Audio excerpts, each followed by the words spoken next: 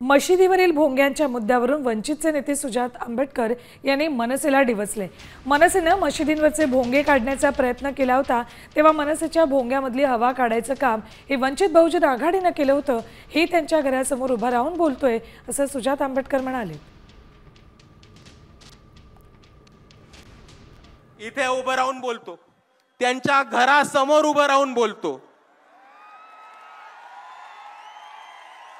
की जेव्हा या मनसेनी मस्जिदीवरचे भोंगे काढायचा प्रयत्न केला होता, तेव्हा मनसेच्या भोंग्यामधली हवा काढायचं काम हे वंचित बहुजन आघाडीने केलं होतं। या महाराष्ट्रामध्ये जेव्हा टिपू सुलतान आणि औरंगजेबचे फोटो लावण्यासाठी इकडच्या मुसलमान युवकांना अरेस्ट करण्यात येत होतं, टॉर्चर करण्यात होतं, तेव्हा ही वंचित बहुजन आघाडी होती ज्यांनी टिपू सुलतानचा फोटो छत्रपती शिवाजी महाराज, छत्रपती शाहू महाराज, महात्मा ज्योतिबा फुले, डॉक्टर बाबासाहेब आंबेडकरांच्या फोटोमध्ये लावला होता। आणि आम्ही या सरकारला चॅलेंज दिला होता